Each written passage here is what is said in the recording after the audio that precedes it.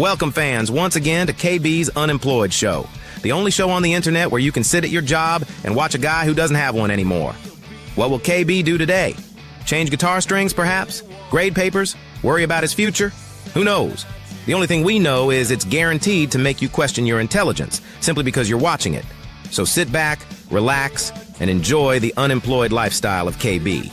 The pods are now open. Look at my cat. Look at my cat. Look. I like to study about the world cities and airports. KB brings just great instincts. That's what you love about him. Oh, that boy ain't right. If Andy yearns for Brenda and Brenda cares about Charlene, who pines for Andy, the three of them form one of these. Kara. What is it, threesome? No. Taste the biscuit. Taste the goodness of the biscuit. Lesbians. It's what makes a Subaru a Subaru. I don't mind a bit of bush. 37 in a row? Shut the up, okay? Shut the up. Do you want to start drinking? Yes. You know, I'm going to have to go for 420, Bob. Cheez-Its! Cheez-Its! Cheez-Its! Light this candle. He's right. Let's light this candle. Light the candle. Are you ready for it?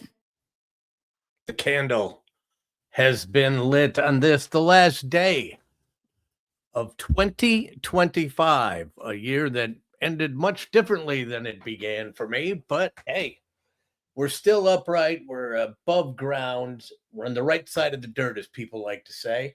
Of course, I'm KB. I'm still unemployed. And I'm letting the facial hair go.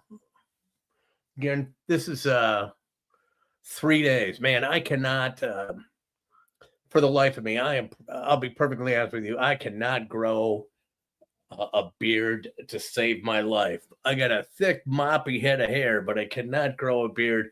And, they say that the hair side of things comes from the mother's side of the family. And my son can grow a huge beard, but he's losing his hair. So I'm going to gladly trade not having the hair on the face for the hair on the head.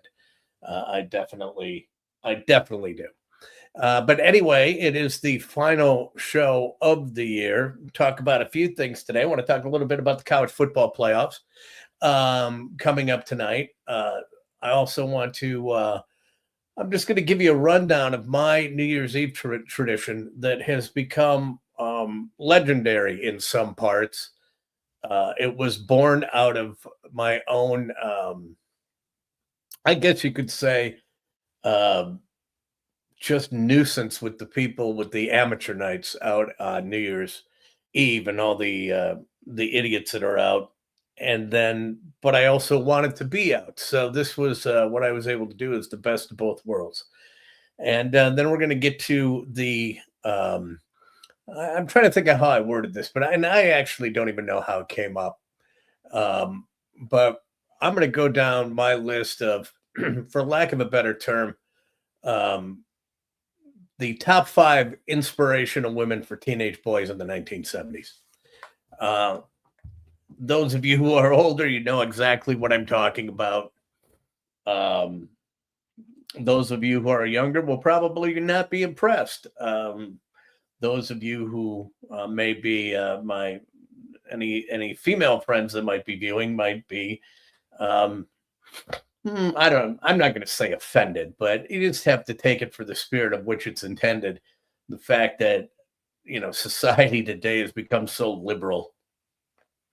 There are things that, that make my eyes roll back in my head, that it's just taken as a whatever.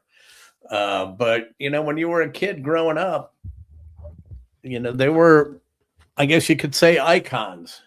There were rites of passage, if you will. And I don't know how one popped into my head, but then I started saying, well, who are the other ones that were probably very popular among the youngsters in the 70s, young males in particular in the 70s? And I'm going to give you my list of the top 5 all-time worldwide celebrity nudie pics of all time. So that's coming up a little bit in the show. But why don't we start off with my New Year's Eve tradition. Now, this was born out of, a couple of years ago. I used to go out on New Year's Eve all the time. I used to, when I did stand-up comedy, I had stand-up gigs, and I would have to. When I had stand-up gigs, I would be out and working on that night. And you always worked, and you always did work because it was the best money that you could get. I mean, you could get. I haven't done. Probably the last time I did stand-up was somewhere in the, I would say, the 90s, early 90s. And you could pull for New Year's Eve, if you were the middle act, you could pull $1,500 for a couple of shows. So that was pretty good money. And I would go out and I'd do stand up. And then when I had bands, I played a couple of years in bands on New Year's Eve until I just went, no mas, not doing it anymore. New Year's was such a pain in the ass. In fact, I don't even play out with bands in bars at night anymore, because it just got to the point where I just have no interest in, loading out gear at 2 a.m. and, getting home at 4. It's just, as a matter of fact, the last couple of years that I actually had a band that played in bars, I don't think I made any money because I used all the money that I would make from doing the gig. I would use all of that money to pay someone to carry all my stuff. And so I never made any cash. But New Year's Eve, there was a point where I still wanted to, to go out. And so this was pre-COVID it had to be about 8 or 9 years ago. My wife and I started a tradition. And we used to, one of our favorite haunts and places that we like to go is a place in Elm Grove, O'Donoghue's, and on Watertown Plank Road. And it's a great Irish bar. Jamie and Brendo, father and son tandem who run it. There are a lot of regulars there. It's got a very Cheers feel to it, right? And that's where Sue and I would go quite a bit. We still do on a regular basis, probably not much as we used to. But go back about 8 or 9 years ago, and I was sitting there one night, and I just asked Brendan. I said, "Hey, Brendo, how late do you guys stay open on New Year's?" And he goes, we generally wheel it right around the clock because they do allow bars to do that. So they go right around the clock. And I go, oh, okay. And now my wife and I had not gone out on New Year's in several years because when our son was growing up, first of all, you don't want to pay for a babysitter. It wasn't worth to go out, and you'd end up paying $200 for a flipping babysitter on New Year's. So we had gotten used to staying in, and he was gone. He was off at school. He wasn't going to be doing anything. And my wife and I had gotten in this habit of cooking a big dinner, and you get, a tenderloin and lobster tail or crab legs or something like that. You just have a really nice dinner, good bottle of wine, couple of cocktails, boom, call it a night. Well, anyway, I'm out there with Brendo, and I said, so what time do you, and he goes, we're open all the way around the clock. I go, do people ever stay all the way around the clock? And he's like, yeah, some people do. Sometimes they will. I'm like, okay. Do people ever,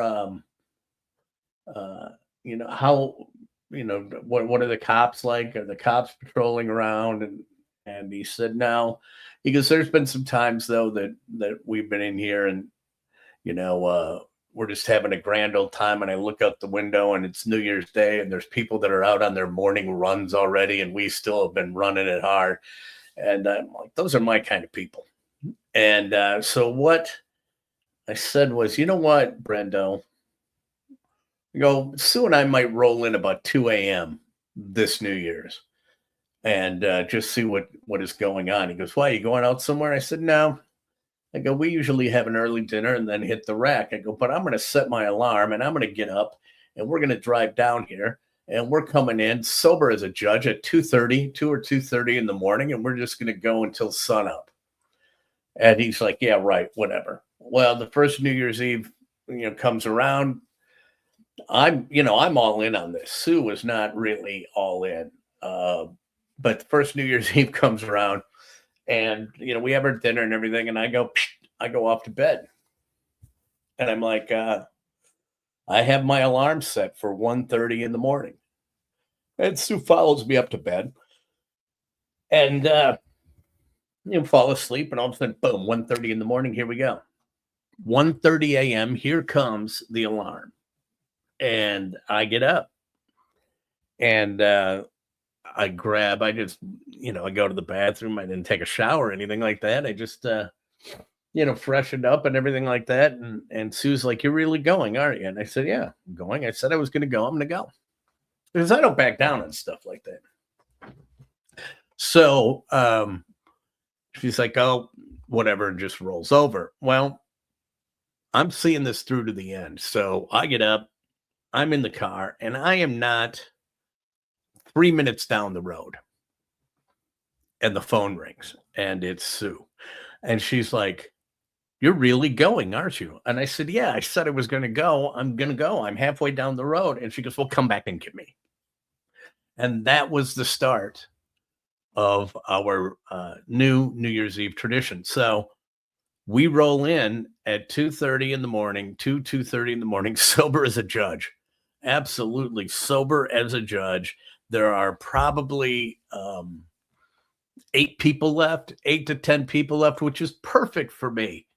Get a mumbler in the morning, get a mumbler, get the New Year's Eve started off. It's quiet. It's not totally crazy and out of control. We probably drank till about 6 in the morning, went home, and then crashed, got up again about 11, then watched football and went about our day.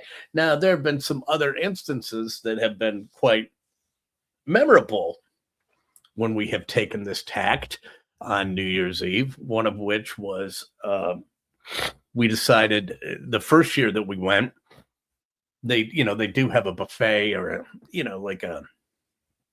a bit of a hors d'oeuvre spread out on one of the tables. Well, as you can imagine, you roll in at about 2 a.m. and that's pretty well picked over. And there's nothing, there's nothing more appetizing than, coagulated meatballs and, the skeleton of a salmon that has been laying out at room temperature for a while. So Sue says for the following year, she says, "Following year, you know what? We're going to bring our own snacks. We'll go and we'll replenish the snacks for the late night people." Perfect. So the next year comes, we're going to replenish the snacks. And we have taco chips and a big taco dip. She goes and she makes a taco dip. She doesn't buy a taco dip. This is where I screwed up. She made the taco dip. And so we pack up and she goes, "You got the chips?" She goes, "Oh, you have to go get the taco dip. It's in the refrigerator." So I walk in to the house and I look in the refrigerator and there's a Sendix bag. Now I am thinking that she has purchased the taco dip, but Sue, being the incredible homemaker that she is, no, she made her own taco dip. Well, I don't even think anything of it. Look in, I see the Sendix bag. It's lying flat. I take it out. I just walk and put it in the back seat, and we're ready to go. Boom, down the road. Hey, walk in. Brenda is there. Jamie, "Hey, good to see you, Brands." Blah, blah, blah, blah, blah. Back for another year. Yep. "Hey, we brought some snacks." Gave them the bags. Say, "Here."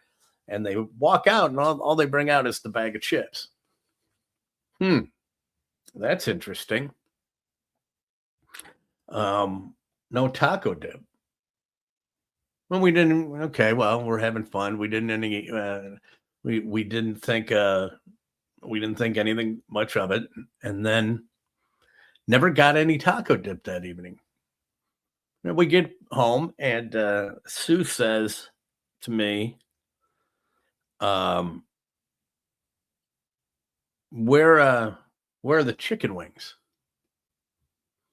So, "What are you talking about?" She goes, "What did you bring to O'Donoghue's?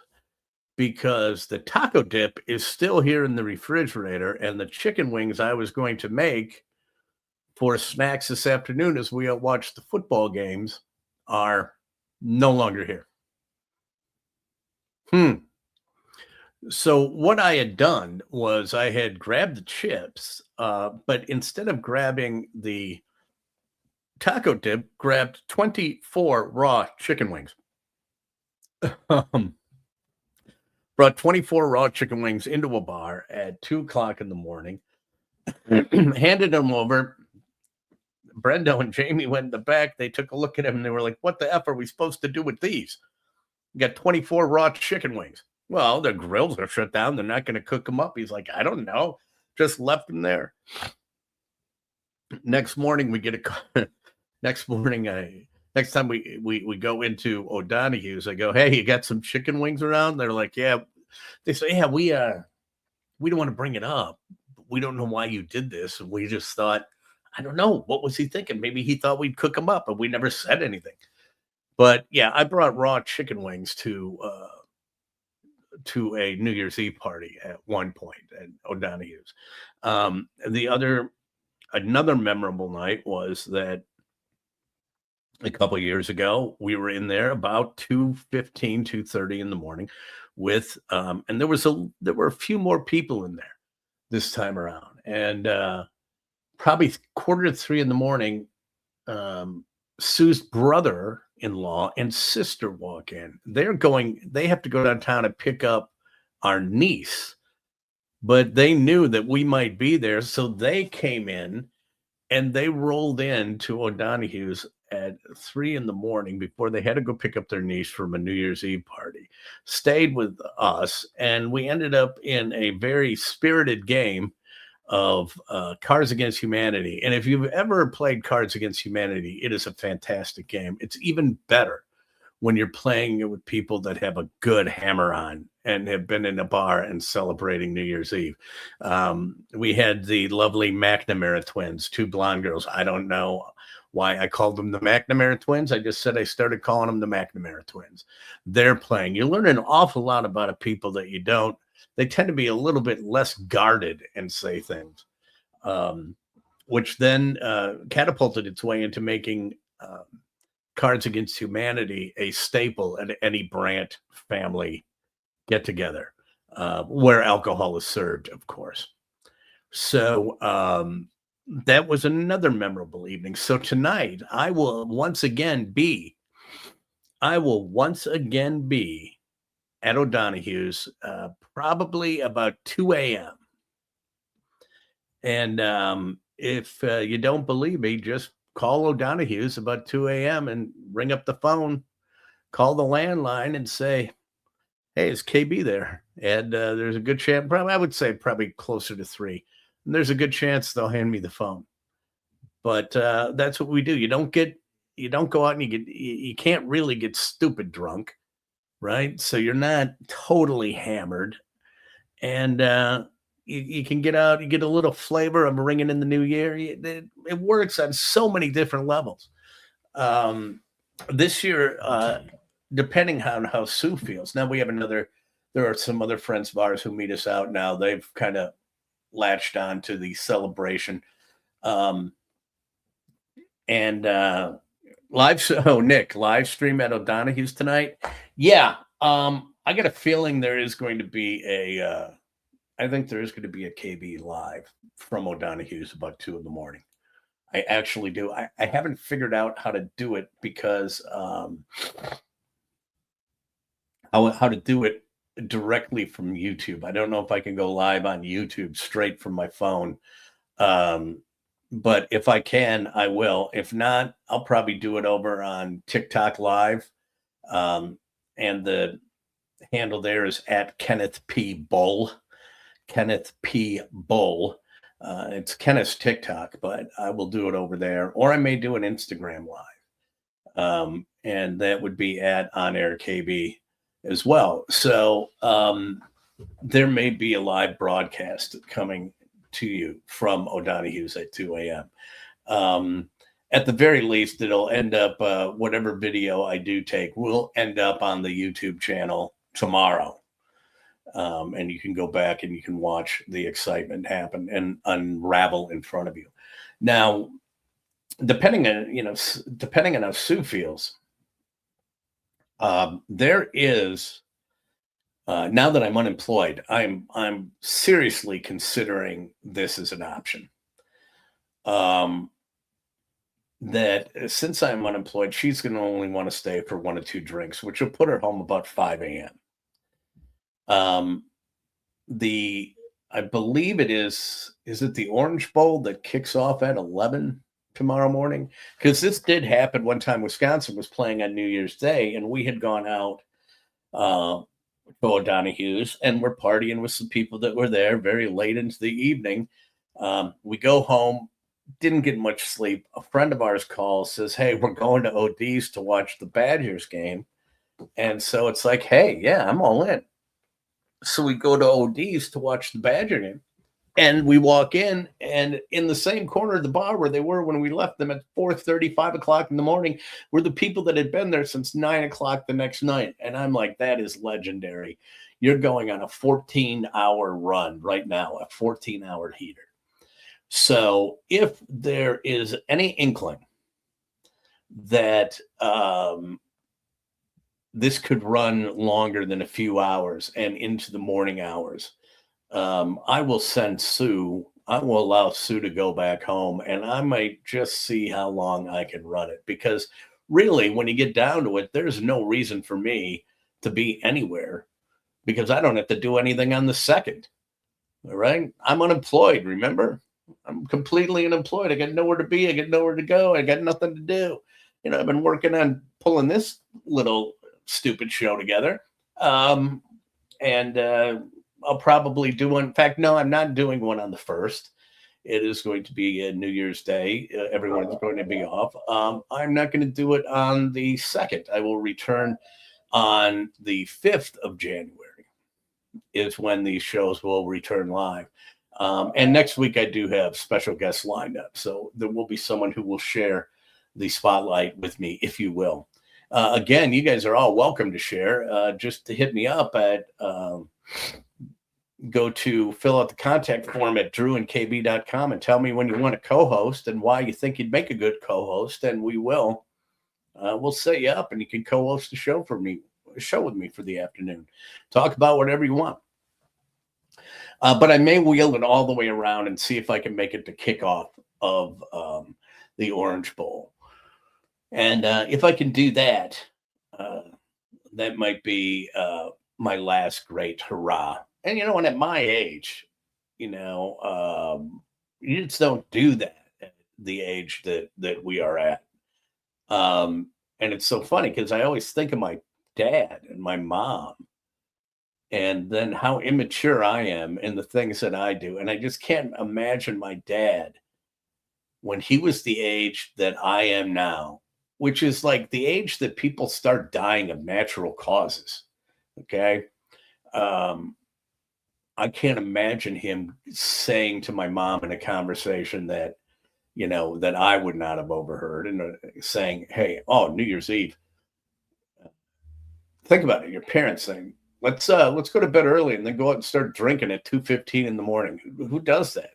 Sociopaths, and I throw myself right in the middle of that. I lump myself right in the middle of that entire situation. But think about that. Your dad pulling something like this.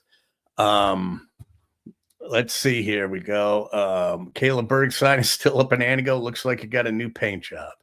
KB equals Caleb Berg. No, he doesn't, Nick. No, but she's been missing for 20 years or so up there. Terrible thing. I mean, that's a whole hotbed, I think, of human trafficking up in that area. I do know that you could probably, if you wanted to pickerel, you could probably find half of the people they're looking for on America's Most Wanted. So, but I digress. So the bowl game's coming up. I'm going to give you my prognostications on the bowl games, if you will. And we're going to start off with the Cotton Bowl, this is where everything is so effed up. Okay. The Cotton Bowl is tonight. The Cotton Bowl should not be tonight. Right. So the Cotton Bowl is the University of Miami against Ohio State. right? And Ohio State is favored in this game. And the consensus is that Ohio State is the team that will win the game tonight. Ohio State and Miami. However, what I believe is going to happen is not that Ohio State is going to win. First of all, I just can't stand Ohio State. And my wife is a Badger, and that's why. Okay, but Miami is 11-2. Ohio State is 12-1. Ohio State, of course, losing to Indiana. And Miami, though, is tough. Marco Cristobal's got the team playing very good.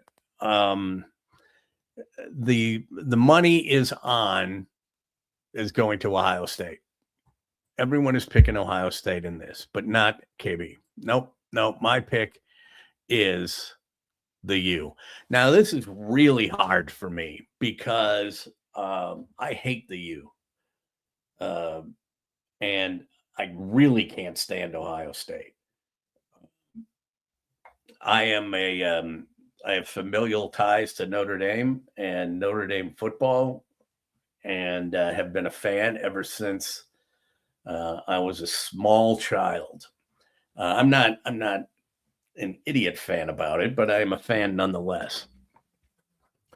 And I never like to see Miami win anything unless they're beating Ohio State. And I will be pulling for Ohio State tonight. And why do I think Ohio State can pull it off? Let's see, CJ 7802. Happy New Year, KB. Happy New Year to you as well. Thanks for swinging by. Here's why I think that the U can beat Ohio State. And I think the secret weapon that is going to be there for them is going to be none other than Carson Beck, who might be in his 14th season as a college athlete. But Carson Beck, who did a great job following up Stenson Bennett, his name was at Georgia, and now is transfers to Miami instead of going pro.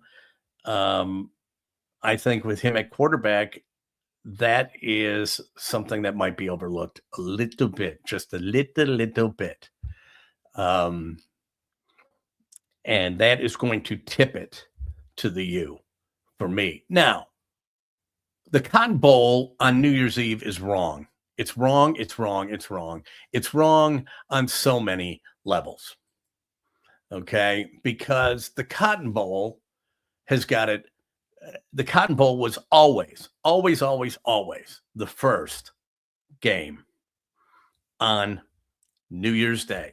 It was the 11 a.m. kickoff. It was from the Cotton Bowl in Dallas. Now it's at AT. It's at Jerry World. I had gone down to the Cotton Bowl one year with my brother-in-law. He lived in Dallas, and I flew down to watch Notre Dame play Texas A&M in the Cotton Bowl. So I catch a 6 a.m. flight or something out of on New Year's Day out of Milwaukee, land wheels down in Dallas, get picked up at the airport, go right to the West End and start cocktailing. We're going to get a cab. Then we're going to get a cab over to the Cotton Bowl, watch the game. So we got a couple of pops in. It might have been like someplace like Dick's Last Resort or something like that in the West End on New Year's Day. Hop in a cab. And for us, the one cab that we get into, luckily, is the world's most foremost Kennedy assassination theory cab driver. He's the expert, and he had the magazine from GQ to prove it, that he's a cabbie and he knows more about the assassination than anyone. And he says, hey, have you ever been to Daily Plaza, which isn't that far from where we were? And we said, no, we're going over to the Cotton Bowl. And he flips the meter down and he says, all right, we're going to go over there quick. And he goes, you got to see this. So he took us back behind where the white fence is up on the grassy knoll. And he goes, this will be really quick. He goes, I just want you to see this. He goes, get out. He goes, I want you to walk up to the fence. I want you to stand up with your feet on the railing and then look straight down. And so we walk over. He goes, no, move a little to your left, a little to your left. He goes, right there, stand up, hop up on the railing, and we look down, and I got chills up and down my spine. And I looked at my brother-in-law and I said, I will never believe anything our government has to tell us ever again. To me, it became so painfully obvious, readily apparent, that it was a total setup inside job, that this was not a Lee Harvey with a bolt action rifle. There is no way. And even when I tell that story to this day, I still get a little tingle. But my point is, before I digress, which those of you who come back, that's exactly what I do. The Cotton Bowl at the night before the game or the night before New Year's is wrong. It is not. It should be 11 a.m. and that's it. 11 a.m. kickoff. That's how you get the day started. The Cotton Bowl. You've got a Bloody Mary, and you just let her rip right on New Year's Day. But no. They had to change everything. And so now the Cotton Bowl is the night before, and the Orange Bowl, which was historically, the Orange Bowl was always the night before. That will be played tomorrow at 11 a.m. And the Orange Bowl is being played between Texas Tech and Oregon. And I could care less about either one of these teams. I really have no interest in any one of these teams. I can't stand Oregon. I can't stand the fact that they change the uniforms every week. I can't even begin to imagine how much that costs each week. And you want to talk about wasted money. Even though it's a donation from Phil Knight, can't you put that money into scholarship funds, or God knows the homeless problem up in Oregon is, it's not really, has not been handled. Couldn't you find better ways to use that money and spread it amongst humanity than a different uniform every single week? And I hate those uniforms so much that Antigo High School, the Red Robins, changed their uniform, changed their helmets to look like the Oregon Duck helmets with the wings on the side. And at that moment, when I saw that, I swore off my alma mater, my high school football alma mater. I said, I will never cheer for Antigo again because they decided to take the Oregon look with the helmets. So Texas Tech and Oregon, I don't really care who wins.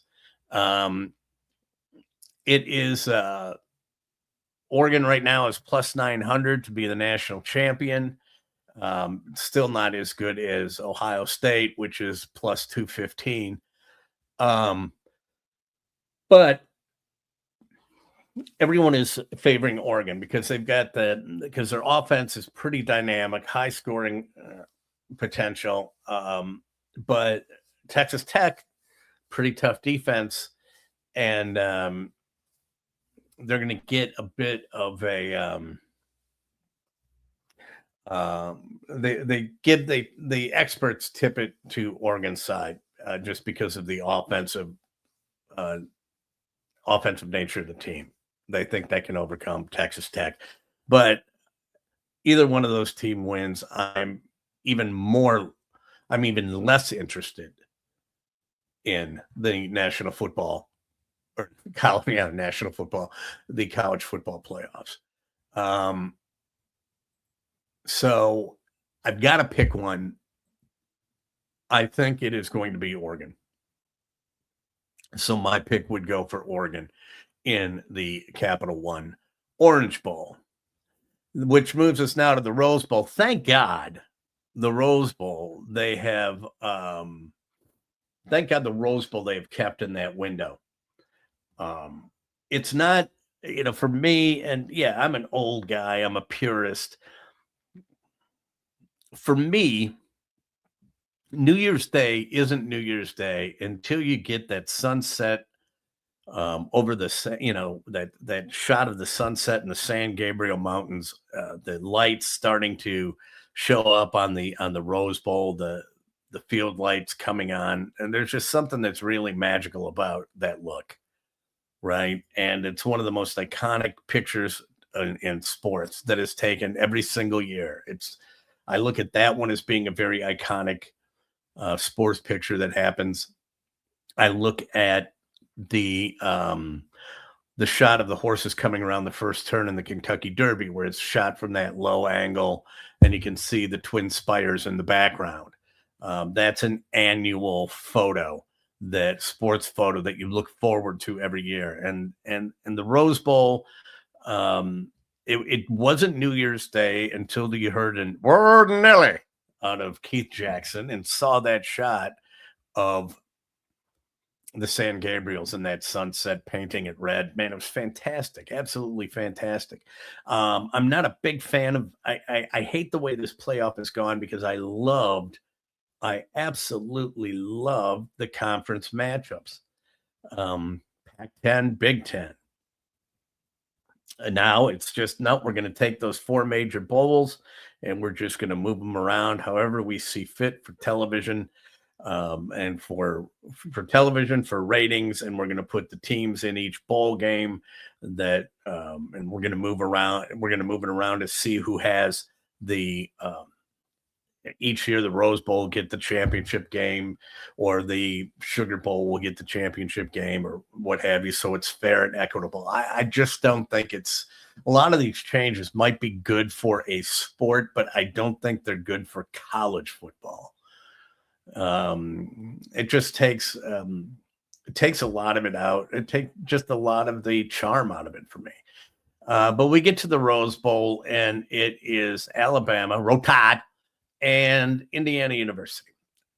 I think everyone on the planet is an Indiana University fan now, simply because they are obviously an underdog, but they have not caved. They have not backed down. They have been impressive all year. They are still, I believe, they are still undefeated, if I am not mistaken. Yes, they are undefeated. Of course they are. Am I right? Yes, I'm right. They are undefeated. So that will be happening at the Indiana's undefeated, right? Yeah. It doesn't matter. This isn't a sports show. I can't do a sports show by law.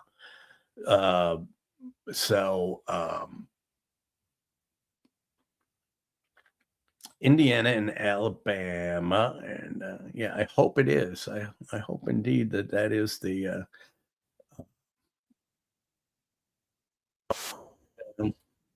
Alabama's 11-3. Now I got a big problem with this.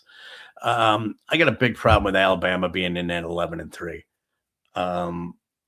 Alabama is in at 11-3 because Alabama is Alabama. It's the SEC. ESPN is controlling all the money. They're setting up the playoffs. That's why they put Alabama in. And I think it's a bunch of BS. 3 losses. I don't care. You don't go in to a college football playoff with 3 losses. You're not in. You are not in at all. Okay. I had no problem with Texas A&M getting in over Notre Dame. They beat Notre Dame. I had no problem with Miami getting in over Notre Dame. They beat Notre Dame. Both of them I think both of the losses were very, very tight. And I know that the Texas A&M loss was at the end of the loss of Texas A&M. They gave that up right at the end of the game. They only lost twice. Alabama lost 3 times. That should immediately get you knocked out, the 3 losses. And I'm so sick of hearing these pundits go, yeah, but it's the SEC and this, and they're so tough. And who did Notre Dame play? Okay. You know what? You lost 3 times. Okay. And there is a lot of anti-Notre Dame bias, which is fine. But I do respect the fact that Notre Dame said, screw you, then we're not going to participate. Well, everyone called Notre Dame a bunch of crybabies. But you know what? There were a lot of other teams who did the exact same thing and said, no, we're not going to play, including Auburn was one that said, no, we're done. We're out. So it wasn't just Notre Dame, crying and going home. It was some other teams. And you mean to tell me that James Madison and the Tulane, Green Wave deserve to be in the playoffs? No. So it's still not going to be the best 12 teams. There is nothing that I like more than an Alabama loss. The only thing I like probably more than an Alabama loss would be a Michigan or Ohio State loss when it comes to college football. I hope that Indiana comes in and just boat races them. That is my dream. That would be a great way to kick off 2026. Right now, Indiana's 7.5-point favor. And right now, Indiana's still, it's not as high as they're not as high as Ohio State to win the national championship, but they're at plus 280. Ohio State at plus 215. And Fernando Mendoza is a hell of a quarterback. He's been playing great all year. And then, Alabama's always going to play tough, but my dream is that Alabama gets boat raced and embarrassed. Roll Tide. I think it's going to be the run game of Indiana that's going to give them the edge. And if they can control the pace of the game, they can, and the defense can put some pressure on the quarterback, and they can control that passing game. But Indiana should be able to hold serve. So my prediction, my dream, my hope is out of the Rose Bowl, we end up with an Indiana Hoosiers victory, which then brings us to the final game that evening, which is the Sugar Bowl, which, again, the Sugar Bowl did remain in its natural position of New Year's Eve night. My favorite Sugar Bowl of all time, I remember 1973, the Sugar Bowl in 1973, growing up as a kid, Notre Dame versus Alabama. Notre Dame wins the Natty in 73, or shares the Natty by beating Alabama. Tom Clements was the quarterback at Notre Dame in 73. It's why I love the number 2. I never got the opportunity to meet him when he was assistant coach for the Packers. I always wanted to, but he was my favorite Notre Dame player of all time. And with time running out on the clock, he hits a long pass down the field, sets Notre Dame up for a winning score, and they end up with the victory over Bear Bryant. But the Sugar Bowl is going to be Georgia against Ole Miss. That Ole Miss situation, man, Lane Kiffin just stiffs them. But then says he wants to still coach in the bowl game. They go and tell him to pound sand, but they bring the offensive coordinator back to coach Ole Miss, and they let him do it. But he's going to follow Kiffin to LSU anyway. So there's something there, and Kiffin pissed off a lot of people there. And you had to, if they're going to let your staff come back and coach, but they don't want you anywhere around that team, you pissed somebody off. Georgia, I think, is, Georgia's Georgia. They're tough. They've got to always have an elite defense. Kirby Smart has got them playing well all the time on deep. They're always fast. That's why I say, if you look at the Packers now, I'm a little bit disappointed with Eric Stokes, but he had the ACL injury. But Quay Walker has come around.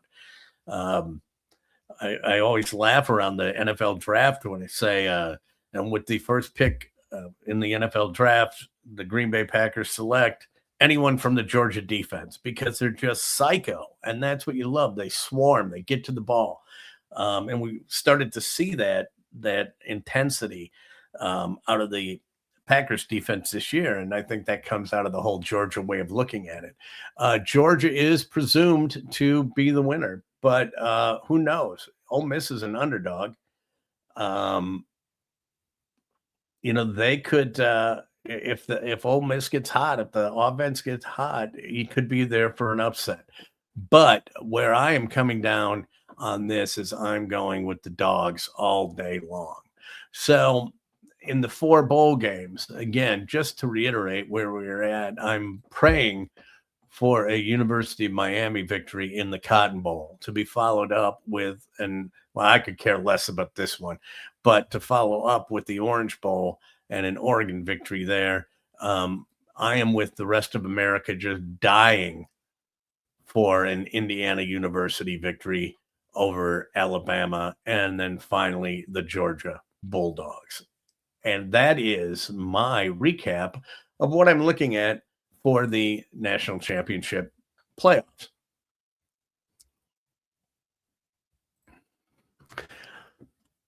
So, as we're moving closer to the end of 2026, I've got some apple cider here in a Yeti mug. This is this nice little Ryder Cup Whistling Straits media gift, and I like the hot apple cider. It's quite. I could have probably put a little bourbon in there, but I didn't.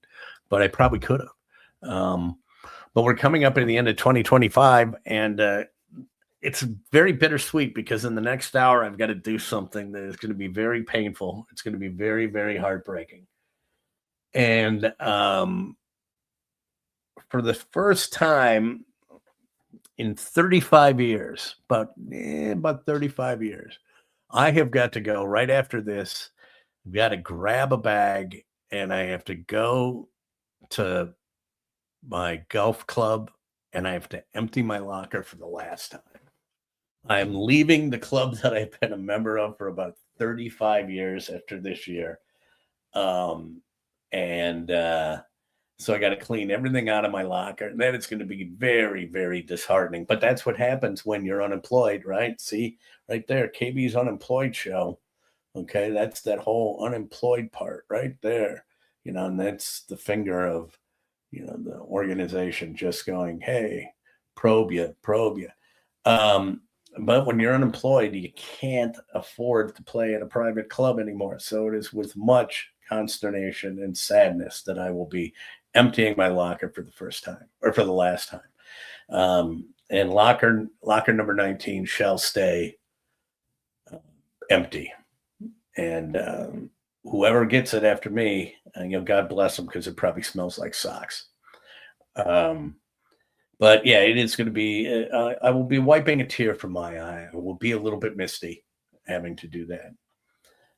But, all good things must come to an end. However, as I've said, I do have a job kicking off in the summer where I will be a starter at a golf course, which is a much more prestigious course. So I can still get my golf fix in.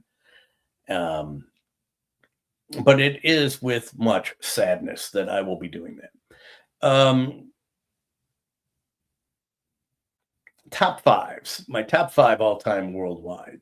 That's what we're going to do today. I've been writing down all these lists of top fives that I can go through. My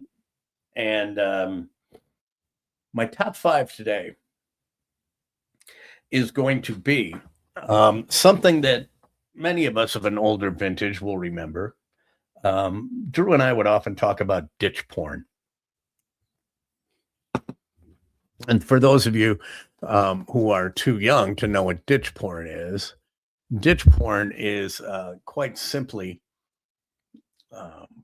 they're old dirty magazines that you would find in a ditch somewhere. Back when you didn't have the internet, when when all the good porn was stuffed between a box spring and a mattress in a magazine.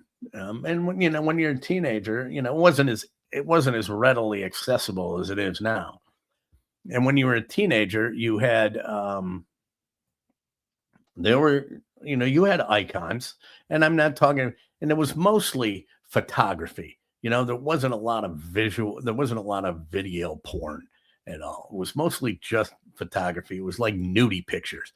You look at that now and you're going, man, that's nothing. That's just like someone's Instagram, basically. But, when you're 12, 13 years old in the 70s, man, it was your whole life. So KB's all-time top five worldwide today is going to be inspirational, and I use that in quotes, inspirational women of the 70s. Yes, folks, these were the top 5 celebrity centerfolds that got your attention if you were a teenager in 1970. In that era, the early 70s, 70 to 75, circa 70 to 75. You never even thought, if you look at like I went back and I found some of these pictures and I was like, oh dear God, they look absolutely nothing like the women here were real women, right? And they weren't like the women that you see in publications today, that tend to be very, very glossy, if you will. Au natural for most of these ladies. And you could tell that breast augmentation surgery had not become a thing as of yet. So these are my KB's top 5 all-time worldwide inspirational women for teenage boys during the 1970s. Coming in at number 5, policewoman herself, Angie Dickinson. Yes, Angie Dickinson did do some nude shots. Angie Dickinson was she was the hottest woman on television, star of Policewoman. Angie Dickinson was, blonde, a blonde bombshell, if you will. Looking back at it, I don't know if she was all that attractive, but she certainly wasn't ugly. But Angie Dickinson was pretty solid. That was pretty solid. Coming in at number 5. If you were a teenage boy and you watched Policewoman and you got to get a gander, get a peek, if you will, at Angie Dickinson, that was money. That was a big win for the program. Coming in at number 4 is Adrienne Barbeau. Yes, along came Maude, and then there's Maude. Adrienne Barbeau, who was on the TV series Maude. I believe she went on to marry John Carpenter, who was a director, starred in a couple of John Carpenter movies, played the role that I remember her most for was what the hell was her name? But with Ernest Borgnine in Escape from New York. And Adrienne Barbeau was known for having some serious hammers, and was quite chesty, if you will. Never expected to see her, totally in the buff. But man, when you get your first peek at Adrienne Barbeau, it was like, okay, there is a God. But go back and look at, I think she was in The Fog. I think she was in the remake of The Blob. I know she was in The Fog, maybe the remake of The Thing, and definitely Escape from New York. And killed it, absolutely killed it in Escape from New York. Coming in at number 3 is the only really porn actress at all on this. And sure, there are great, porn actresses of the 70s, and everyone knows. You go back and everyone has the Seikas and Nina Hartley and Linda Lovelace. But, for me, I think the best was the Gerber baby herself, Marilyn Chambers. Marilyn Chambers in the 70s, Behind the Green Door, pretty solid. Had a very, definitely had a very girl next door look. I don't think I just knew she was in porn films. I don't think I've ever seen any of her porn films. Yeah, here we go. She was fantastic in Cannonball Run. Yes, she did the Cannonball Run trilogies, and she was in Cannonball Run. She was like the Sally Field of Cannonball Run, if you will, to Burt Reynolds in Cannonball Run, but also in Smokey and the Bandit, right? So Marilyn Chambers, I may have to go back and see if that's any if those movies are there anywhere, because Marilyn Chambers she had some serious game, and she didn't, she didn't seem overly trampy, but that's kind of a stupid thing to say when someone is a porn star. How do you become? How are you a not overly trampy porn star? I think once you make the commitment to porn star, you're trampy. There's not much you can do about that. You can't get past that. So coming in at number 3 in that case is Marilyn Chambers. Marilyn Chambers is at number 3. Coming in at number 2. Now, a lot of people didn't know that there were some full nude shots of this, but everyone knows the red swimming suit, this the one-piece red swimming suit poster that was on everybody's wall, which had a quite an exaggerated nipular area, if you will. And that is none other than Farrah Fawcett herself. Yes, Farrah Fawcett did nudes. And quite spectacular, by the way. That was something when you saw that you could get a little gander at Farrah Fawcett. You had something. Now, the thing about Farrah Fawcett is, talk about, she sadly died of cancer, and was, went on to do other, Charlie's Angels and other, went on to marry Lee Majors, I believe, but tragically died of cancer. And the sad thing about Farrah Fawcett was she died on the same day that Michael Jackson died. So Farrah Fawcett really didn't get the same type of accolades that she deserved on her passing, because she didn't get any coverage, any media coverage. I don't think I think it's unfortunate, because I think she deserved probably a lot of she probably deserved a lot more coverage than she did get with Michael Jackson, because I could throw it out there. I could say that the impact on young males is probably the same, although one was more consensual. But Farrah Fawcett is coming in at number 2 for the most inspirational women for teenage boys in the 1970s. And coming in at number 1, the number 1 most inspirational woman for teenage boys in the 1970s. You loved her on Hee Haw, Barbie Benton. Yep, Barbie Benton. She is my all-time number 1. She is my number 1 nudie picture. All right. She's the number 1 1970s centerfold for me. And was not well groomed. But that was appealing back then. That was you get the big triangle briar patch. Here we go. Farrah was also in the first Cannonball as the patient opposite Burt Reynolds. Adrian was one of the 2 drivers in the Lamborghini in the opening. There we go. Yes, I know that Farrah was there as well. But Barbie Benton comes in at number 1. She is my number 1 on the list of most inspirational women for teenage young men in the 1970s. What else is there to say? I mean, I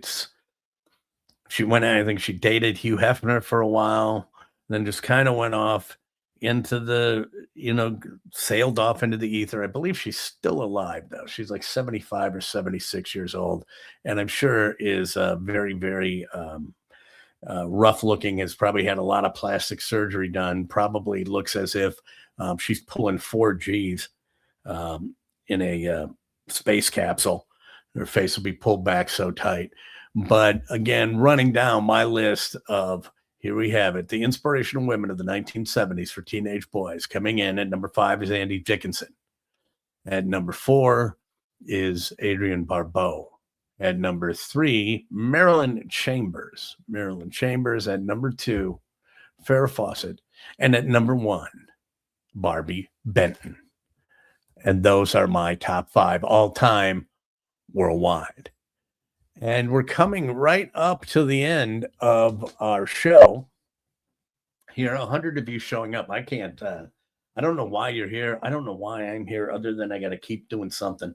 I think probably in a month or so, this show might start clicking and be worth something. But so I hope you can stick around and do that as well. And help me watch and grow and get this thing to develop, because I'm here doing it for you as well. Angie Dickinson was well liked by Johnny Carson and on the show last night from December of 1980. Happy New Year, KB. I won't be going down to Elm Grove. That's way too far of a drive, and I have a cold. Well, sorry about that. But Ben, thank you for the great shows, the good laughs, and all the good stuff in 2025. Yeah, I'm going to keep trying to do it. So hopefully you'll be hanging around, and we'll get back and we'll get some guests in here and everything as well. But here we have it. We're going to go with the finishing off the year with what color is the sky on your planet? And today's story comes to us from Virginia Beach. In Virginia Beach, where a nurse claims artificial intelligence, a controversial artificial intelligence upstart, manipulated her 11-year-old son into having virtual sex with a chatbot, which were characters posing as iconic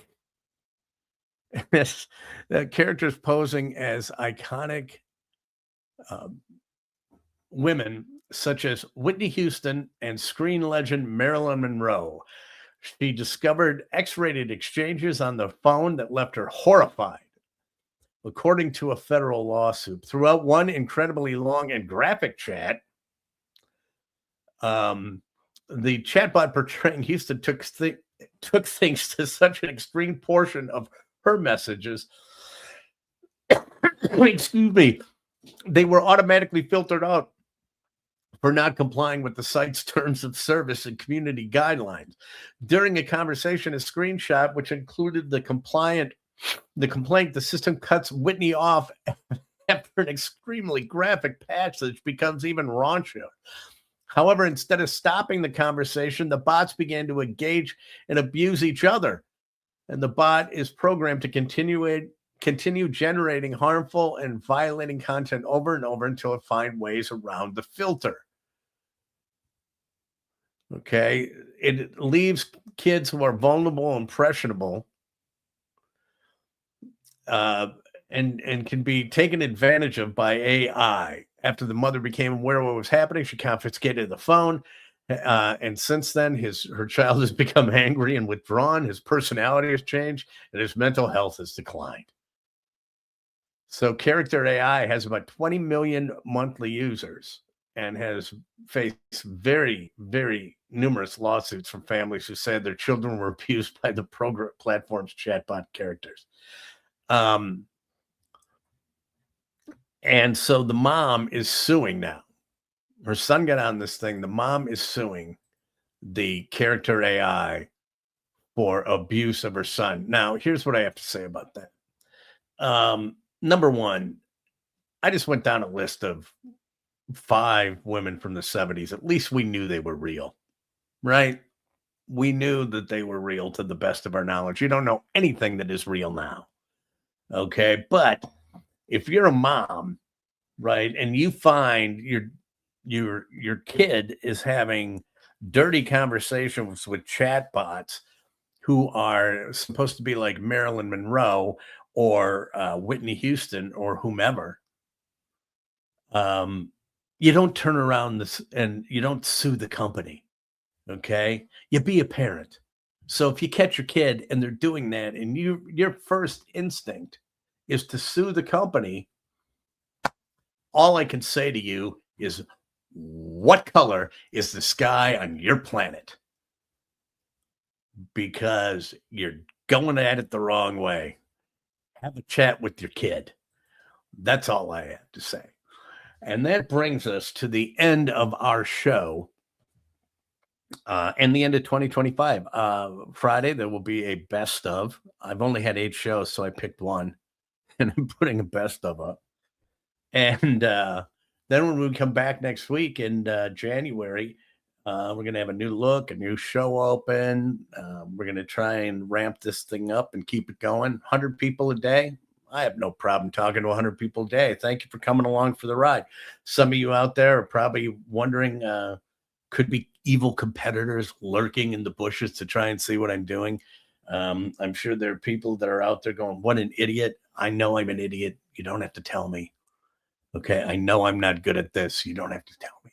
So don't think that if you're doing this and you're ripping on me for doing this, that you're hurting me, because you're really not. I'm just here to have fun. I'm here to have fun with all of you guys. Coming up next week, Trevor Thomas from Inside Sports Wisconsin will be joining us. Dobie Maxwell is going to come in and sit in for a day. We're going to have a bunch of other people that you will be familiar with from my past that will be joining me on KB's Unemployed show. And as always, as I like to say, remember, make good choices. Happy New Year.